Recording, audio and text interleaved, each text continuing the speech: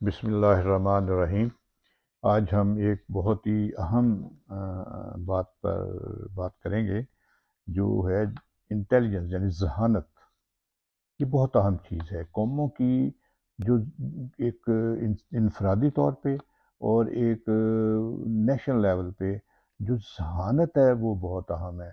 دیکھیں جتنے ملک ترقی کرتے ہیں ان کے لوگوں میں جو انٹلیکچوئل ایبلٹیز زیادہ ہیں۔ اب وہ کیسے پیدا ہوتی ہیں وہ ضروری ہے جاننا۔ اب ہے کیا ذہانت؟ کس کو ذہانت کہتے ہیں؟ بلکہ ذہانت ہے ability to think, understand and reason, یعنی سوچنے، سمجھنے، سیکھنے کی جو جو اور ریزن کرنے کی ہم کرتے ہیں نا، بحث مباحثہ کرتے اس میں ریزن دیتے ہیں، کوئی کام کرتے اس میں تو اس کی صلاحیت کو ہم کہتے ہیں کہ یہ ذہانت ہے۔ اور جو کچھ سیکھا ہے اس کو مناسب وقت پر مناسب طریقے سے استعمال کرنے کی صلاحیت، اور مسائل کا اندازہ لگانا اور ان کو حل کرنے کی صلاحیت، اور بدلتے حالات کے مطابق اپنے آپ کو ڈھال لینا، پلاننگ کرنا اور نئی نئی چیزیں سوچنا، ایجادات کرنا اور اپنے آپ کو منوانا، یہ سارا انٹیلیجنس میں آتا ہے۔ تو یہ ذہانت ایک اس کی لمبی ڈیفینیشن ہے۔ تو یہ ساری چیزیں ہمیں پتہ ہونا چاہیے کہ یہ کیا ہے ذہانت۔ اب یہ مختلف قسم کی ہوتی ہے۔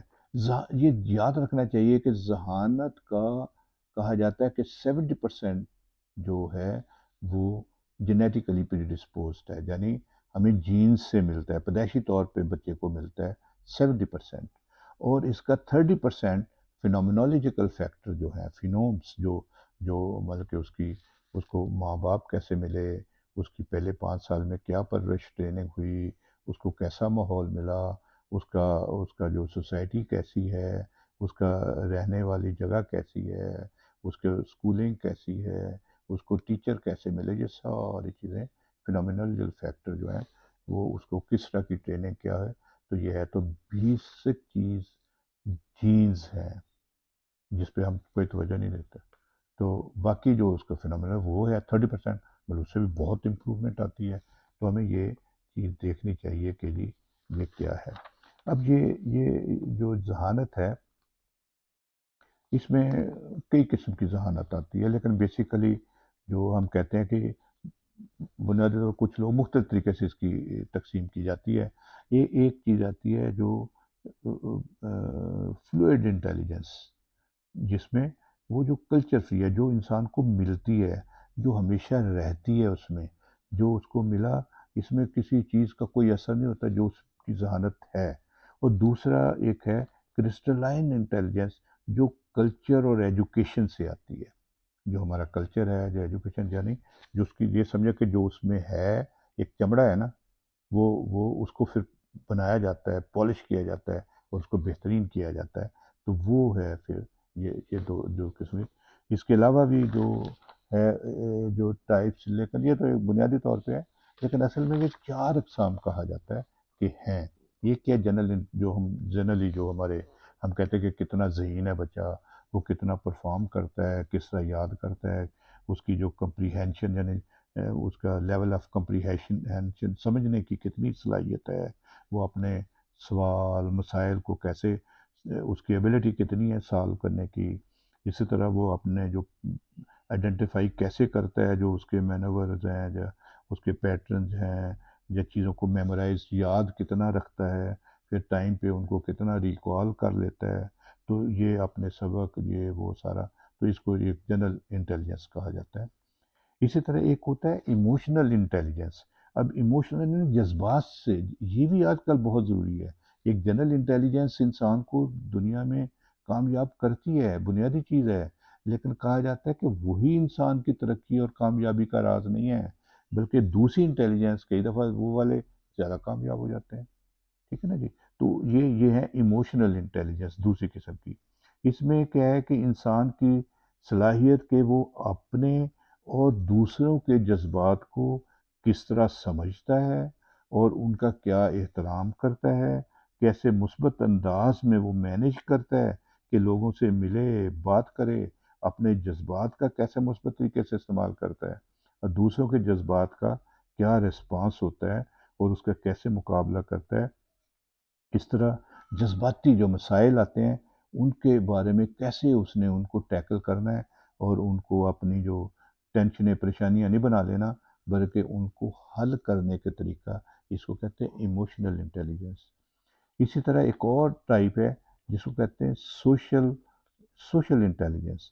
اس میں کیا ہے کہ لوگوں سے تعلقات، میل ملاپ، سوسائٹی میں کیسے موو کرنا ہے، سوشل انٹریکشن کیسے کرنے ہیں، کیا صلاحیت ہے، وہ کتنے دوست بناتا ہے، کس طرح کے دوست بناتا ہے، ان کے ساتھ کیسا رویہ رکھتا ہے، کیا اس کو اپنے رشتے کس طرح نبھاتا ہے۔ یہ ایک بہت بڑی بات ہے کہ دیکھو نا، ایک آرگنائزیشن میں ایک آدمی کام کرتا ہے، اس کی سوشل انٹیلیجنس بہت اچھی ہے، تو اس کے کاریگر، اس کے لوگ، اس کے انڈر کام کرنے والے اس کے ساتھ بہت مطمئن ہوں گے، اور جو جن کے انڈر وہ کام کرتا ہے وہ بہت وہ آرگنائزیشن کے لیے ایک ایسٹ ہوگا۔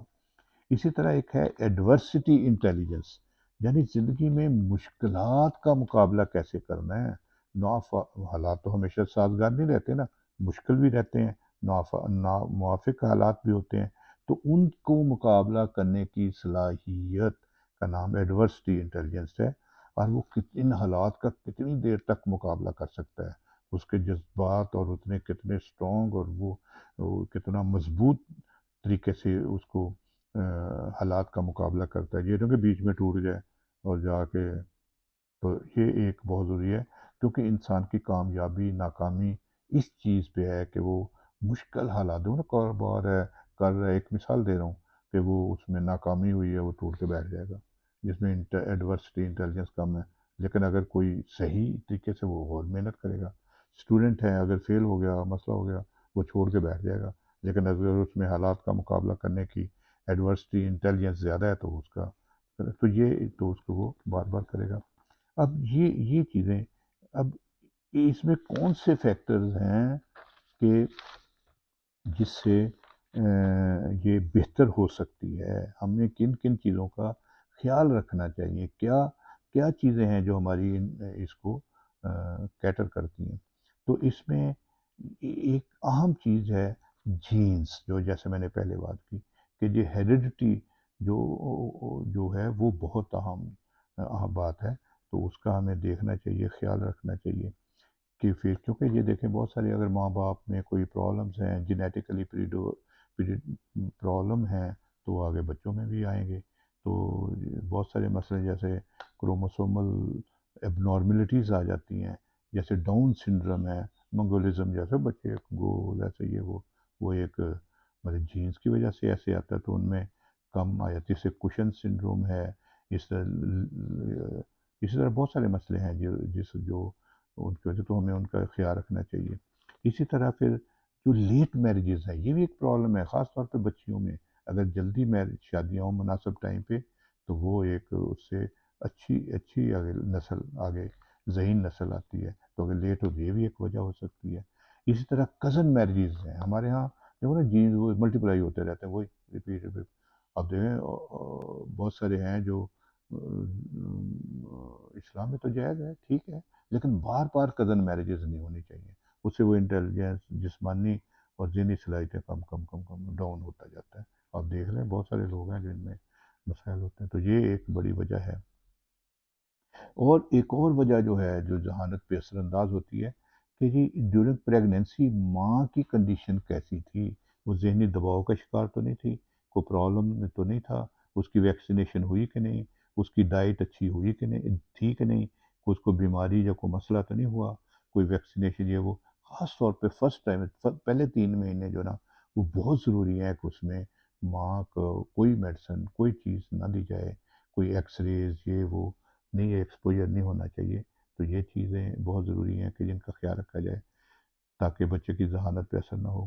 اب برتھ جو کنڈیشنز کہتے ہیں، جب بچہ پیدا ہوا تو اس وقت کیسی کنڈیشن تھی، کہاں اس کی ہوئی، مطلب کئی لوگ ہیں لیٹ جو کرائی ہے، مطلب بچہ اگر صحیح طرح لیٹ ڈلیوری میں ڈیلے ہو گیا، کئی لوگ سیزیرین کروانا ہونا چاہیے نہیں کرواتے، کئی دفعہ کوئی اور انہیل ہو جاتا ہے، کئی دفعہ بچہ کرائی نہیں کرتا. تو یہ ایک چیزیں بہت ضروری ہیں کہ یہ کنڈیشن اچھی ہونی چاہیے تاکہ بچہ جو ہے. اسی طرح پھر جب بچہ ہے کہ جی اس کی جب بچہ پیدا ہو جاتا ہے اس کی ویکسینیشن اور یہ ساری چیزیں صحیح طریقے سے ہونی چاہیے.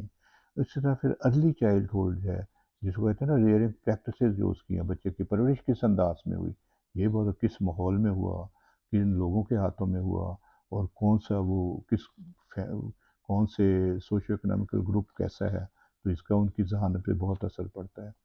تو اسی طرح کے فیملی کی، اسی طرح پھر اسکولنگ ان کی کون سی ہے کہ جی اسکولنگ، اسکول کس طرح کے اسکول میں گیا تو اس کا ذہانت کے اوپر بہت اثر پڑتا ہے. ٹیچرز کیسے ہیں، پڑھائی کیسی ہے، وہ ملک کے حالات کیسے ہیں. اسی طرح جو ان کے خاندانی حالات کیسے، یہ ہر چیز کا بچے کی ذہانت پہ اثر پڑتا ہے. اسی طرح شہری ہے، دیہاتی ہے، اسی طرح یہ ساری چیزوں کا فرق پڑتا ہے. اسی طرح پھر ٹریننگ جو ہے کچھ اس کی ٹریننگ کتنی ہوئی، تو یہ بہت ضروری ہے. اسی طرح کہ اس کو ایکسپوئر کتنا ملتا ہے اور کتنی اس کو جو ٹریننگ پریکٹس اور اس کو یہ چیزیں اپرچونیٹیز کتنی ملتی ہیں. تو یہ ساری چیزوں کا ہمیں خیال رکھنا چاہیے تاکہ بچے جو ہمارے ذہین اچھے اور ہماری قوم بھی پروگرس کرے.